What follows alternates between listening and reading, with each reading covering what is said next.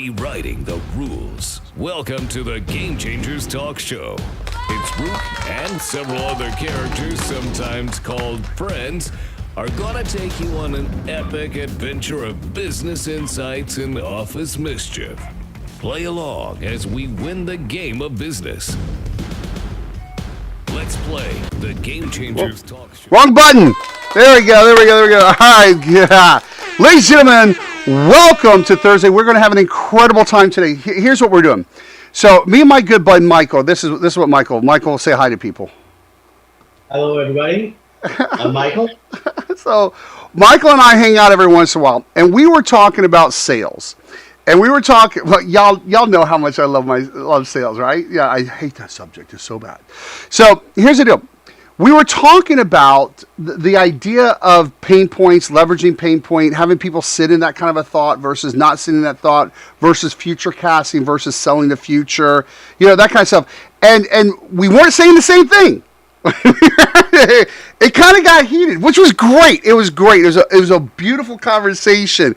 So while I was doing that, I was like, dog, we should be recording this, right? Not that either of us are necessarily right, more of you get to see a broader perspective. And part of that perspective, you go, oh, cool. I know that perspective. I resonate. Or, ooh, I know that perspective. I don't resonate. Get it? All right. So, Michael, do you want to kick it off? Did I do a good recap? Nice to see you, buddy. Yes, it's good to see you. So, well, where do you want to, let's talk about selling for a moment. So, let's agree. I think we can agree that selling is more emotional than intellectual. Would you agree with that? 100%. Okay. So we got a baseline. Yeah, and they agreed too. So we're good. We're doing good so far, Michael. Okay. All right. So now that we talk about it emotionally, then we want to talk about this concept of pain. Okay? Okay. Right? Because we all know that. So let's define pain. It's a very simple emotion. It's very simple.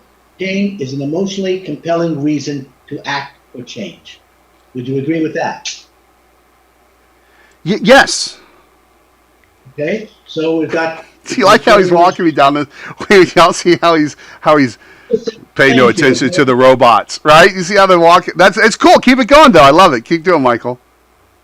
I know at some point we're going to start disagreeing, and that's where Chad's going to jump in with us. So, all right. So, I've already disagreed. I'm just letting you walk down the path. Wait, no, Chad, did you just hear what he just said? At some point, we're going to disagree, but I got my muscle to back me up. Understand this. No, actually, Chad and I have not discussed what we're going to say in this. All right. So, and the reason I wanted Chad to be on this is that Chad and I don't necessarily agree on a lot of stuff. That's why. Okay, cool. So it's going to be a balance. No, who knows? It's going to be the three-way, and we don't know if it's going to be a balance. But just coming back, so we know that pain is an emotionally compelling reason to act or change, and sales itself is more emotional. That the basic concept of selling is, I believe, is more emotional than intellectual. Although you need the intellectual too, but people actually make the decision emotionally and then justify it intellectually. Right. All right.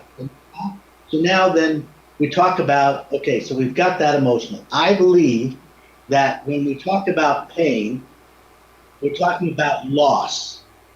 We're talking about what people lose if they don't make a decision. You, on the other hand, don't agree with that. I agree.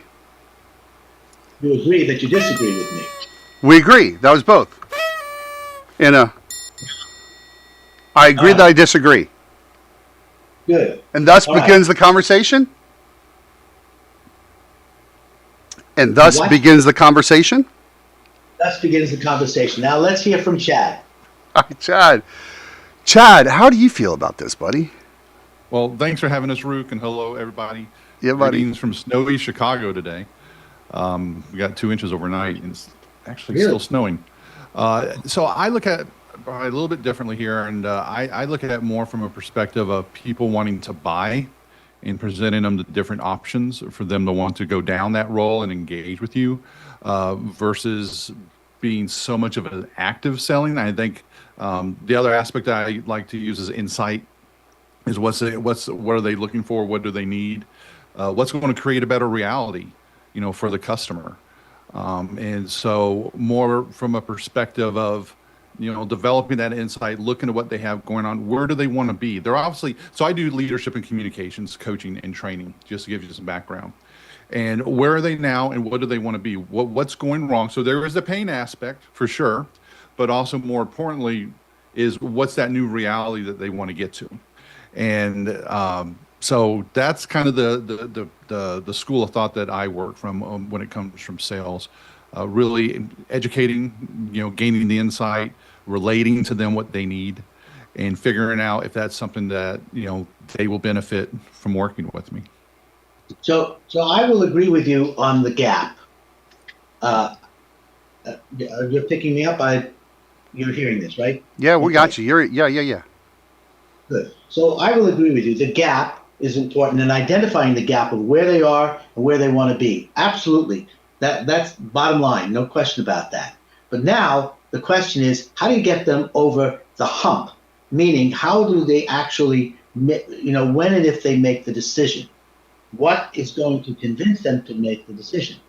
All right. Is it the pain of, is it a loss? Like, what if they don't do this? Are they dissatisfied where they are now? Or is it looking for the future, which is, I think, what RUKE will say, are you looking to the future and where do they want to be? Of course, it's where they want to be. But in order to get past of where they are and overcome that gap, how do you overcome the gap? I believe overcoming the gap is to demonstrate to them the loss if they don't actually overcome the gap. All right. I think that's where that's where we hit it. Okay, because I have a thought to this. Okay, but I do want to hit a couple things here. So Patrice is saying, could getting over the pain be more of a motivator for it to seem more urgent? Factually, yes, Patrice. That is a thing, right? So pain, selling by, the pain is a thing. All right, here we go. Dr. Steven, there's a problem they have that they don't want. Unpack that for me, buddy, real quick. I want to make sure I'm hearing that right. Or if I'm reading it right, words. They're either in pain, right? That's what Michael is saying, or there's something that they have, the problem that they don't want, right? Right. Or maybe the other piece of it is there's a result that they want but don't have, and that's the positive sense of the emotion, the emotional buying activity that Chad's talking about. That there's a place that they want to be. And it may or may not be that they're in what they would call pain right now, but trying to move from this situation, which is not where they want to be, not necessarily a painful one, but because we like where we are, we tend not to move from where we are, even if there is pain. Going to a place where there's an emotional draw of something that they want to get. I love it. And I think the part of that too, though, Stephen, is different scenarios call for different tools. Yep. Totally. And even when someone's in crisis, so I either get called in for the great clients that are like, we want to be better at what we're doing now. That's probably 10 to 15% of my book of business. The rest of them are in some kind of crisis. They have leadership issues, their executives aren't performing, whatever it might be. So they're in pain. But the approach that I usually take, instead of going in there and like dumping all over them, which some people will do, especially in my field, unfortunately, like basically you suck. And I'll have candid conversations one-on-one with a person, with a leader.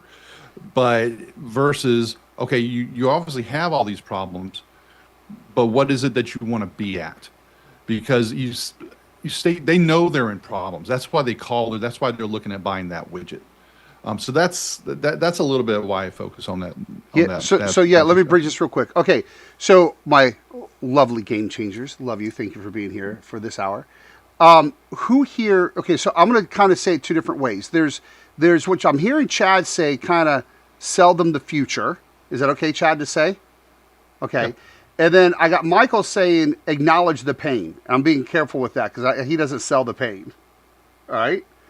Would y'all agree that's a good way to bucket these two?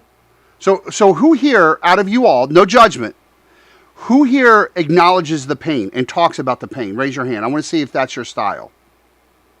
Okay. Who here sells the future?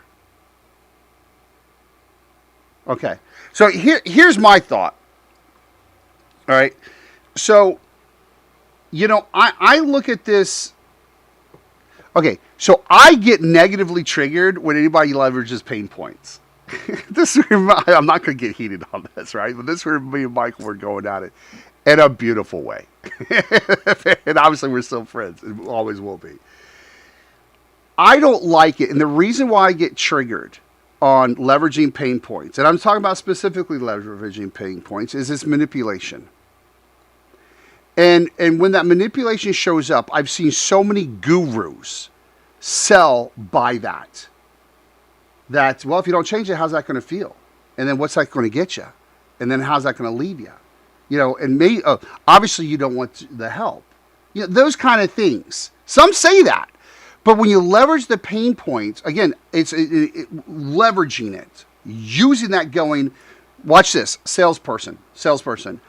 I know now because I've asked you, because I prod and pride, and I asked you the tricky questions to hear. I know I'm being jaded by the way I'm toning it, but you get it. But I picked apart now, I identify the pain, and now I'm speaking to the pain. I'm bringing the pain up. I'm making you acknowledge the pain. That's leveraging the pain point, right? That's not just seeing it, that's leveraging it to get you make a decision. So I feel that's ridiculous manipulation, doesn't fit my style, and I think it's gross. And I think a lot of people here on the feed have been bought into that out of fear in a way that you regretted it later. And I feel, especially if you're a coach, consultant, service company, or professional, when you bring someone, here's the effect, okay? When you bring someone in the world of somehow they know their pain and that's why they're hiring you, it sets the relationship the majority of the time from a desperate situation. You now have to save me. You now have to help this pain go away. You are now my savior. I don't have all the responsibility. No, hold on. But it starts bringing them into that because you're gonna heal that pain. So, but hold on. The second point. Wait. I'm gonna get. Hold on. Wait. Let me finish, Michael. The other part of that is. Wait a minute. The other part of that is. I personally sell the future because I'm here to provide the future. And the child in me, the dreamer in me, is like, that's the path we're going. So I want to, and I never let anybody, even if they bring up their pain, I move past it. Because I never want anybody to dwell in their failures. I never want them to feel the pain, even connected to me, even working with me, because I don't like it. All right, Michael, I know you're burning. Let's say it. No. First of all, it makes look. I understand. I'm not here to convince you to change your mind. Okay? As we said originally in the conversation, we're all entitled to our opinions and our approaches. But you say some things that are actually very judgmental. For instance, identifying the pain for somebody in terms of the gap is manipulation. That's not quite manipulation. That's identifying a problem. Okay? That's number one. If you see it as manipulation, perhaps. Leveraging. I say identifying the gap. Leveraging it is manipulation. We all leverage. Selling. Okay, let's really back up. We don't dwell on the failures. We basically talk about where you want to be and where you are. We want to identify the gap. We want to identify what you have done that hasn't been working and what you might want to think about that might work to get you to where you want. So we identify the pain. We're not manipulating. We're not selling. We're not dwelling on their failures. We're basically talking about where are you now, where do you want to be, and how will you get there. As a salesperson, we are problem solvers. And no, we're not the savior because we can only talk about it. We're not going to. They have to solve the problems themselves. Identifying the problem and leveraging that conversation and talking about loss or the negative side or the things that they haven't done or the things that they've tried that have not worked isn't necessarily what you think as manipulation or dwelling on their failures. In the end, we all are trying to get to the future. I sell the future just as much as you sell the future, only identify the issues as to what's preventing us from getting to where we want to get to. And that's the difference. And I'm not saying, oh, I don't want to talk about the future. I indeed want to talk about the future. That's on the other side of the gap. And as far as I'm concerned, and the interesting thing about selling, which I think you know very well, is that often enough in the sales type of situation, and maybe not, and I'm not sure about Chad per se, but in the selling situation, typically the salesperson is here and the person who is the prospect is here. There's a very big difference in terms of that. And why is that? Because they see that as an adversary. Well, our goal is to level the playing field by asking questions, because we have the right to ask those questions, because that's how we get to solve the problem. And when we level the playing field and we start talking about the problem, we start talking about what are those issues. I do see the future. I sell the future, just as you do. But I want to identify the issues that have prevented us from getting there. And I'm not manipulating. I'm basically leveling the playing field, human being to human being, not salesperson to prospect, human being to human being, asking them the appropriate questions and getting into emotionally why they haven't made certain decisions or why things haven't worked out so we can get to the future. So that's my speech. All right, hold on. You know, the thing I think is interesting about Wait, hold on, Chad, hold on, because I want to honor Steve. Steve, what were you want to say, buddy? Yeah. All right, so I like what all three of you are saying. My approach has been so far, I want your opinion on this, is number one, to help, right? So as far as, you know, it's whatever you're leveraging, it's a tool like any other type of tool. Good or bad, depends on who's using it. So talking to a person or a client, understanding what they are, let's say the road they're heading down, will not be likely the best for them, and explaining that so that they don't hit the pitfalls that most people do. Is everyone still with me so far? Yes. Has been for me, for being like, you know, doing like preemptive stuff, you know, proactive in the beginning, so that I don't get as many clients that, you know, holy shit, the project has failed, we need this done immediately. A little delay on the button there. All right. What do you think about that? And if you need me to clarify, I can try. Yeah. Well, so I appreciate that. Well, hold on. And Chad, I appreciate it. I get it. Chad, you want to say something? I wanted to jump in. So go ahead, Chad. No, go ahead. If you got to, the only thing I was going to say is, you know, the selling, you know, it has such a wide range. You got everything from the person hawking on the corner to Teslas, which don't even advertise. You know, and where do each of us fall inside that spectrum? I think something that plays a big role here also is, are you a commodity or are you not a commodity? If you commoditize yourself, that's a completely different ball game. Mm-hmm. And I think once you move away from commoditizing your product or your service, then you're moving away from the pressure. You're moving away from that pain cell. It's how do you get to that better? I want to, you know, whatever, fill in the blank car or something like that. I'm not buying it because of a need or a pain. I'm buying it because it's going to make me better in some way that I want to represent myself or my company. I mean, that's very hard, I think, for a lot of entrepreneurs to do, especially when we first start, because we're so hungry and desperate for those early sales. And then to get that comfort and you know, the financial ability to be like, no, not a fit. I'm going to pass on this engagement. But that plays a big role of it too. And I would also say not every decision is emotional based. And I'm an engineer by training. My undergrad's in engineering. You know, there is a data aspect to it as well. And, you know, that's one of the places that pain can play a role, is in the role of accountability. When we're talking milestones from point A to point B, did we improve? Did we do better? Whatever it is. There's also that aspect of too, and complementing emotional responses, perhaps, yes, but data does have a role in that as well, and milestones and accountability. I dig it. I dig it. So here, I guess let me jump in here with some thoughts. So, I and by the way, I am specifically, Chad, to answer your question. Because when people buy luxury items, it's not out of pain at all. I am talking coach, consultants, service professionals. That's what I'm speaking to.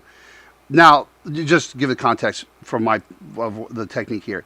Okay, so when I meet with someone, I sell by consultation. That is my goal, to sell by consultation. They know they have a problem. I don't have to bring it up. I don't have to say it. If they have a disaster story to tell me, they're going to tell me anyway. And again, I don't sit there long because I don't want that emotion attached to me. That's not the relationship I want with them. It's not the feeling I want to leave them with, and it's not the energy I want to bring into my world. Okay? By the way, when I do hear a lot of that, I go, wow, I'm hearing a similarity in all these disasters, and I think the common denominator is you. I don't know if this is going to be good. FYI, just push that to the exaggeration mode. But check this out. So when I talk to someone, I ask them, what do they want? Now, I'm going to throw this back to Michael. I have been on calls that people have reached out to work with me. So what do you want to do? Well, I want to get this done. I said, I'm looking at it. It looks great. What else? Well, I want this fixed. It's okay. How's that work? I said, well, it sounds like great. And I have sat there going, they don't need me. And I will tell them, I don't think you need me. Based on where you want to go, it really looks like you're there, or just do this and you're done. And then I will ask the question, and I have asked this question when they haven't identified the need. It's not my job to identify; it's their job, and it is. So what's missing? I love that question, Michael, because what's missing? Then they'll go, well, it's not being done the way I want. Okay, now we can have a conversation. I just went through. That's a great question. I love that, but that's not negative. That's them problem solving, telling you. Just to let you know that. So with that said, when I'm doing the consultation, I'm having a conversation of where do you want to go? Where do you want to be with this? Okay, well, let me look at your world. Okay, based on where you want to go, I can see if we improve this here, improve this, and do this, that's going to get you where you want to go. And I tell them exactly what to do. Exactly. And then they go, well, can you help me with that? Sure. And you know what? I tried, but it didn't work out with me because the way I wanted because of this. Cool, I can help you with that. Would you want me to help you with that? But that is all a helpful, here's this champion who's going to take me where I go, and I can now dwell on the future and totally erase the past. That's why I don't even bring it. I never bring it up. Well, I want to respond first of all. Wait, are you writing this down as we're talking? You're such a pro. I take some notes. I love that. Yeah. That's awesome. I also doodle at the same time. You can see that too. I love it. So, and I want to know I use a Parker T-ball jotter just in case you want to know that as well. This episode is sponsored by Parker T-ball jotter. But so let me just say that you and I sell exactly the same way, and let me tell Chad, you and I sell exactly the same way too. So for instance, on the data is critical. The numbers are critical. You cannot sell without the numbers. But the issue that I'm bringing is that when we sell with the numbers, I want my prospect to relate that to those numbers emotionally. I want them to feel those numbers. Give me an example of sell by number. I don't sell by numbers, but what do you give me an example of so that we connect that? Okay, let's see. Good question. All right. And Chad, you can jump in too if you want.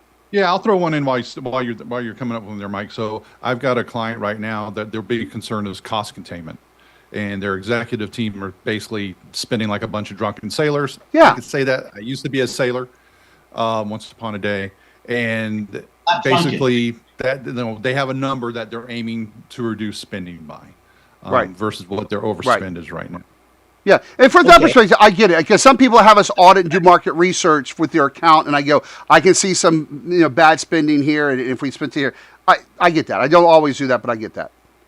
So here's where the pain comes in. Yeah. So Chad, you've told me about your issue. You told me you're overspending, and I'll ask you a question. I said, well, that number. Let's assume, for argument's sake, you're overspending $100,000. Is that a big number? And you say, wow, that it really is a big number. Great. Well, let's talk about that. What happens if you don't do that? And let's assume, for argument's sake, that you're going to stay exactly where you are. Well, what will happen to the firm? What will happen to your revenues this year? What will happen? See, and that's the path I don't like. That's exactly that's exactly what I'm saying. It's like, Ruke, you may not like it, but that's real life, because the point is here. Yeah, I don't know. Wait. I don't think a sophisticated buyer needs you to tell them. Is that, first of all, I do like, is that a big number, right? Because seriously, because when people say, that's a little, that's a lot, I always want their definition of that, right? Because what is expensive to me is different expensive to someone else, right? So I love that part. But when we go, well, what happens if you keep spending that? What's going to happen to the business? You're drawing them to an obvious conclusion. Not necessarily. We don't know what that conclusion is. The conclusion might be, nothing's going to happen. We'll say, we think we can afford that. You see, yeah, but the point of you asking that is you're trying to take them to a mental trail that what they're doing is bad and they have to change it. Well, but that's what aren't I there to help them solve a problem? And so if I'm helping to solve a problem, when you're solving a problem, aren't there always consequences? Yeah, but what you're bringing up, it's not just to solve the problem. It's not okay, so that's a big number for you, so that's not good. So let's fix it, is how I handle it, right? You're going, well, but what does it mean to the business? And what happens if this happens? And you're making them go down that dwelling, which I think is manipulation. Hold on. And the reason why I also don't like that is I don't even think that way. I'm sitting here going, how can I solve your problem? I'm not looking for the pain and then how to re-articulate that pain in a way to make you understand that I see this pain, that you see the pain, therefore you need to hire me. Well, I think... Hence this conversation. Go ahead, buddy. No, it's not manipulation. It's basically dealing with what the consequences of... And there are consequences to any decision you make. My job in talking to you to solve a problem is to be aware of the good side, the bad side. What are the consequences? What are the unintended? I think they know the bad side. That's why they're talking to you. Well, they don't know. That's the other thing. You think that just because... May I finish? Yeah. You think just because, in my opinion, what I'm hearing you saying is you're there and they've already accepted that you're the person that's going to solve the problem. They're making a decision as to whether you are the person to solve the problem, number one, and they're also making the decision as to whether the problem really is big enough for them to engage somebody to help them solve the problem. That's two things that are happening. And I want to talk about this other concept. And I'll ask you this, when the pain of change is greater than the pain of staying the same, what happens? Well, you say the same. You say the same. That's right. So in that situation that I'm with them, if I come to the conclusion that pain, whatever we're uncovering, is not big enough for them to engage or to make the change, then it's obvious that we're not a fit. But I have to find that out, because not every time you get in front of are you necessarily the fit? You seem to say that the moment they meet with you, they've already decided they're going to work with you. Nope. Well, first of all, you are talking to a bunch of people who've been through that scenario right there. But no, that's not what I'm saying. No, Michael, that's not what I'm saying. No, that's not at all what I'm saying. What I'm having the conversation with is I'm telling them exactly what I would do to get them where they want to go. And they're listening to me going, do they like that path? Does it make sense to them? That's the conversation. Now, hold on, because I think they're sophisticated to know when there's something that's not working well for them, they know it's not working well for them. Now, they might know generically this isn't working, I don't know the pieces, and they might bring up specific points to have that conversation about. But I don't need to remind them it's not working. They know that. And if they want to change, and I do say this, well, hold on, this is part of our scripts. I'm gonna say this in front of everybody, right? Is this a thing that you're wanting to or currently focused on? That's part of our scripts, meaning that they've identified the problem already from themselves and they want a solution. So when you're talking about even within Google words, people are Googling the solution so that they can buy. They've already identified their problem. Now, we might think the problem might show up differently. That's okay. But I rather work with people going, hey, something's not right and I want to get it fixed. Not, hey, how you doing? By the way, that's a problem, and that's a bigger problem. Might be a bigger problem than you think it is. Therefore, you need to jump in here. I think it depends on the situation, because I can see how it could go a couple different ways, though, RUKE. Because I know. Oh, by the way, I think all this works. Yeah, we're just talking about depends on how it styles. Yeah, it's the way I've always looked at learning. We're all gem mining. We're going through all the dirt, looking for that one or two little gems that is going to make the difference for us. And you kind of alluded to one of the scenarios earlier where selling's also where we're looking at if we want to buy the client. Is that person a good fit? It might be an attitude thing, like that person you were describing potentially earlier. I've got a CEO like that right now. He doesn't realize that he's the problem. Everybody else around him is the problem. And it could be a financial thing. And it's better to how do you bring up the conversation that he's the problem?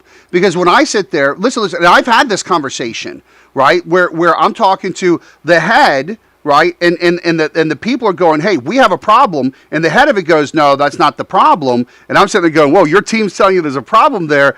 I'm out. Because it's not my job to convince you. You have a problem. If you don't have a problem, I'm not going to be the guy to convince you because that's not the relationship I want. I don't want to babysit those ideas. It depends on the situation. It depends on how coachable that individual, I perceive that individual to be. And I'll determine that, that's basically fair. through a series of questions. And if that person is open and we've got, so I want to discover what the issue is, that's one thing. Yeah, that's totally some different. People are very it's the whole world and not me. In that case, we can't tell people what to think. It's the same thing like with elections. We can't tell someone how to vote. It's how that light bulb goes off in people's heads. And it's kind of a self-awareness. Oh, I realize I do like the color blue instead of purple or yellow or something like that. We can't tell people what color to like. And, we can't tell. There's very few leaders, because egos come attached, to tell them, you suck. And, how do you get across with that? A lot of times it's a journey to where you're guiding them down that path to where it's you said you got this problem with Rob and Lisa and Sally and Jose, but it's all the same problem. So how are they all having the same problem? And then that can start getting the wheels turning. Well, how are they having them? Sometimes you'll literally see oh shit, it's me. But there's a lot of different components that go into that, and the financial side is a huge part. We're talking about luxury commoditization. Are they willing to make that investment?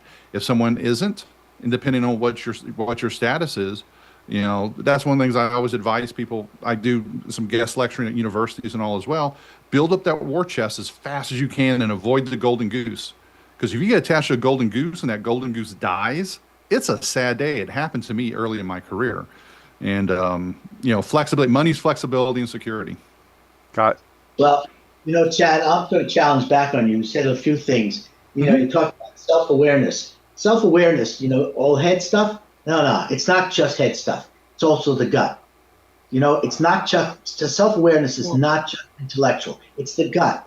I didn't say it was just intellectual, but yeah. You pointed to your head. You didn't point to your gut. So, I want to, there you go. And then the other thing is, when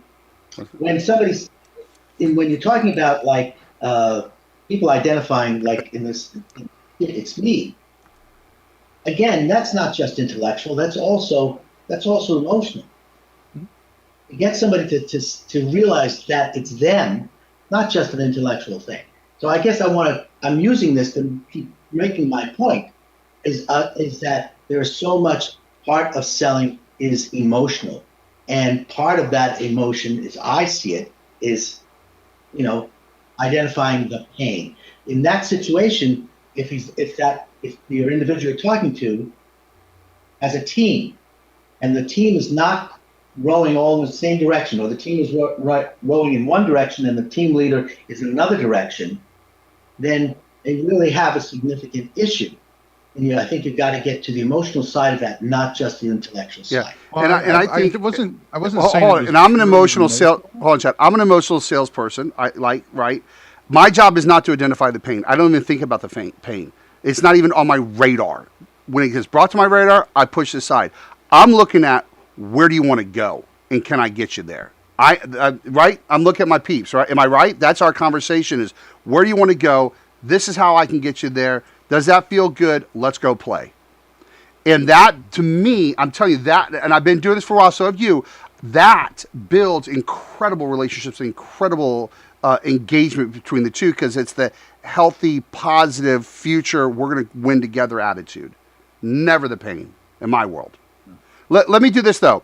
I've got some chat going on. Who wants to say something? All right, let's hear from y'all. Y'all are sitting there. You'll listen to some different ideas. All right, so let's go ladies first. Patrice.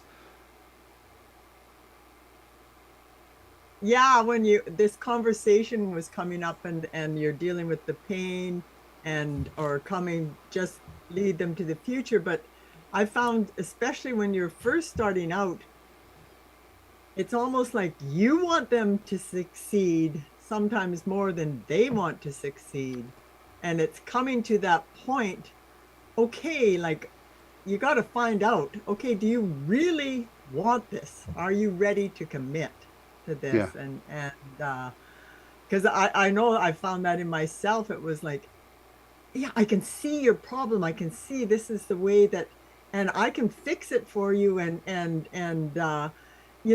life can be so much better for you. But if they aren't ready to change, or if they don't really want it and are willing to commit to make that change, you're just putting in a whole bunch of effort and Yeah.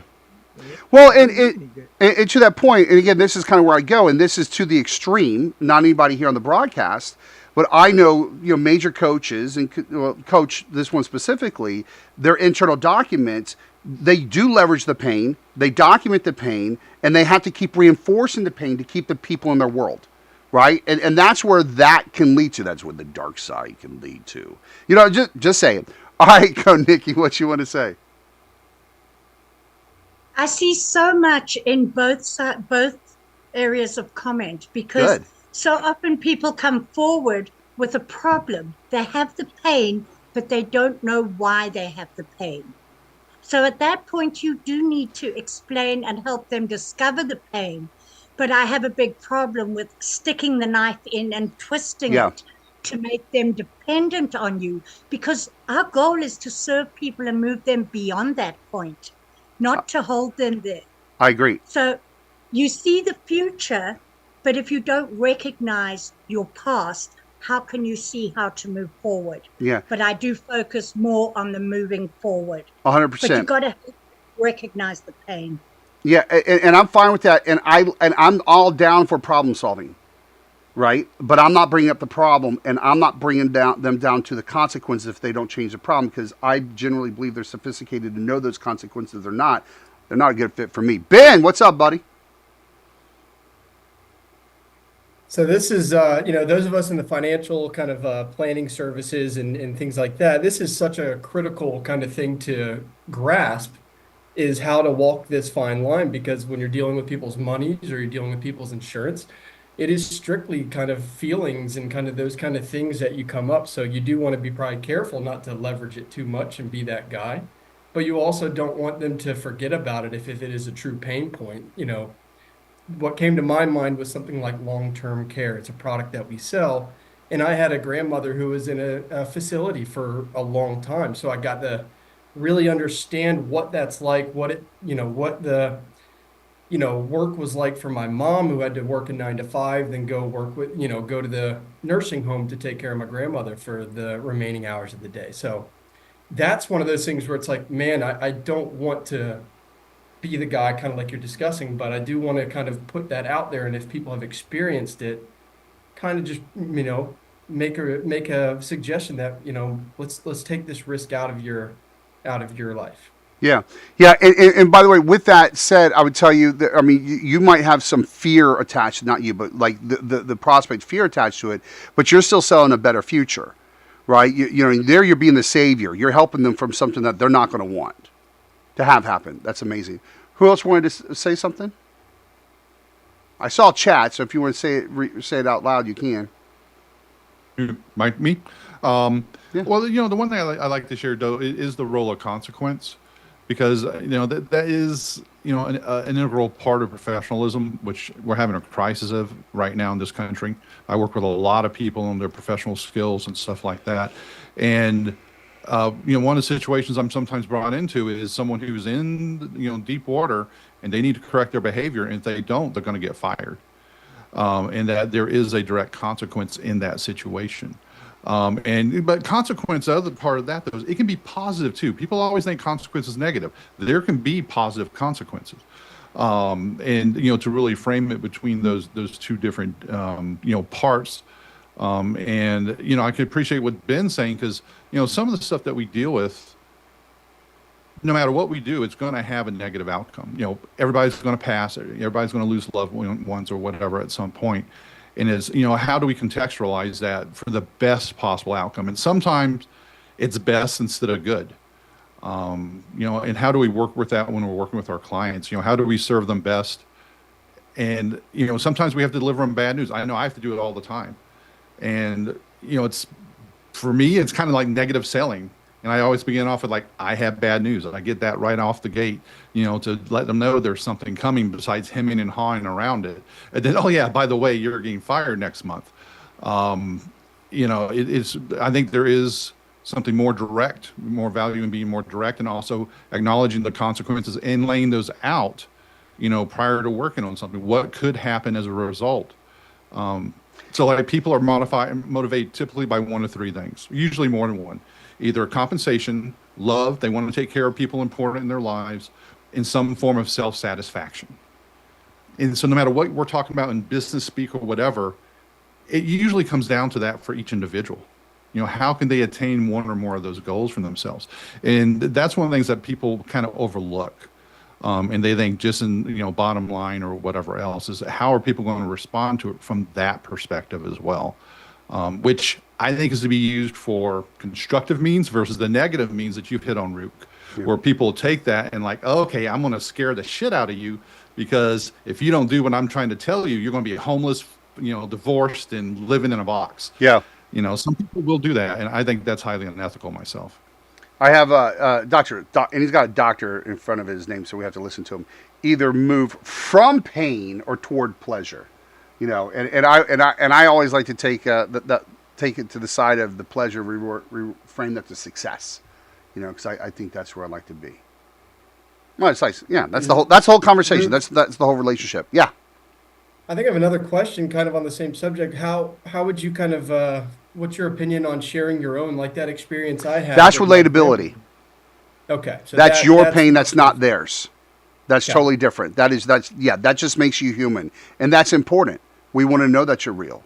But when you start putting it on them, this might happen to you, or, you know, this is going to happen to you. Or importantly, if that happens to you, then what? And then what? And how's that do? That's where I go, ah. All right, Michael. Let's hit the last words. Is that okay? Are we ready for last words? Ready for the last words. Okay, Michael, get up here, buddy. All right. So here's the thing. Look, I don't think you and I disagree on the basic tenet. Right. I think we agree. We're just talking about how we get there. Right. And that's it. We have the same goal. We basically solve the problem, and if anything, we want to move toward pleasure. I am totally for that. The issue is, how do we get them to move toward pleasure? My approach is to identify the pain and what is stopping them from getting to that. That's really the last word for me. So we don't disagree. It's just how we want to get them there. The ultimate goal is get them toward pleasure. Right. And I love that. And I love where you're going. My process is to show them clearly how they can get to that result. And when they can see in their mind, oh my gosh, if I do this, then I do this, that's possible, and I can finally have it. It's never going through the process of pain. All right, ladies and gentlemen, we'll leave it there. You're awesome. All right. For all those out there, just go ahead, hit that bell, like, subscribe, and all that good stuff. Thanks for playing. Got something to say? You're Reach amazing. out at play@GameChangersTalkShow.com. What you've just heard are the opinions, ramblings, and maybe a dash of wisdom from our hosts and guests. Any resemblance to real persons, living or dead, or actual events is purely coincidental and frankly pretty impressive. Always remember, we might be entertaining, but we're not always right. Till next time, game on.